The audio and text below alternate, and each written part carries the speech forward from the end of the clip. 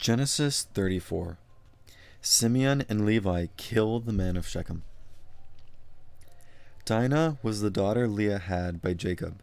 Dinah went out to visit the women of the land. Hamor the Hivite was the ruler of that area. When his son Shechem saw Dinah, he took her and raped her. Then his heart longed for Jacob's daughter Dinah. He fell in love with her and spoke tenderly to her. Shechem said to his father Hamor, "Get me that woman. I want her to be my wife." Jacob heard that his daughter Dinah had been made unclean.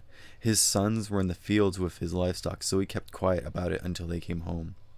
Then Shechem's father Hamor went out to talk with Jacob. Jacob's sons had come in from the fields.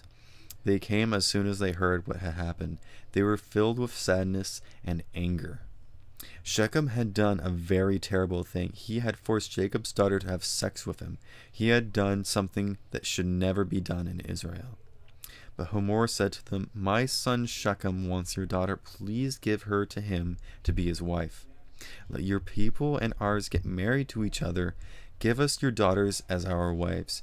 You can have our daughters as your wives. You can settle among us here in the land, live in it, trade in it, buy properties in it." Then Shechem spoke to Dinah's father and brothers. He said, "I want to please you. I'll give you anything you ask. Make the price for the bride as high as you want. I'll pay anything you ask me. Just give me the woman. I want to get married to her." Their sister Dinah had been made unclean, so Jacob's sons lied to Shechem and his father Hamor. They said to them, "We can't do it. We can't give our sister to a man who isn't circumcised. That would bring shame on us. We'll agree, but only on one condition. You will have to become like us. You will have to be circumcised, all of your males. Then we'll give you our daughters as your wives, and we'll take your daughters as our wives.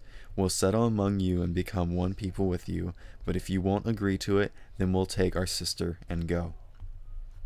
Their offer seemed good to Hamor and his son Shechem. The young man was the most honored of all men in in all of his father's family. He didn't lose any time in doing what they said because he was delighted with Jacob's daughter. Hamor and his son Shechem went to the city gate. They spoke to the other men in the town. "These men are friendly toward us," they said.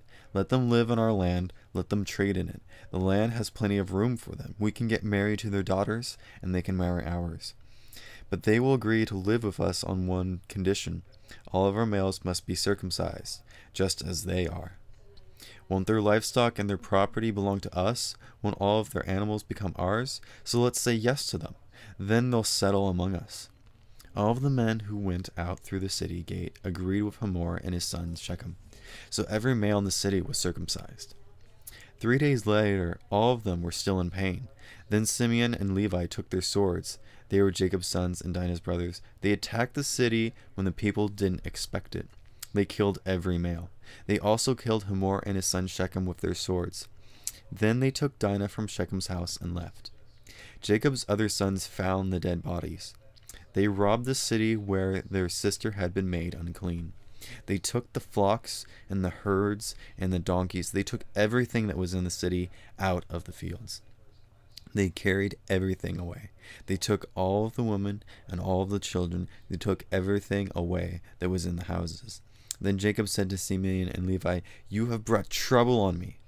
Now I'm like a very bad smell to the Canaanites and Perizzites who live in this land. There aren't many of us. They may join together against me and attack me. Then I and my family will be destroyed." But they replied, Should he have treated our sister like a prostitute?"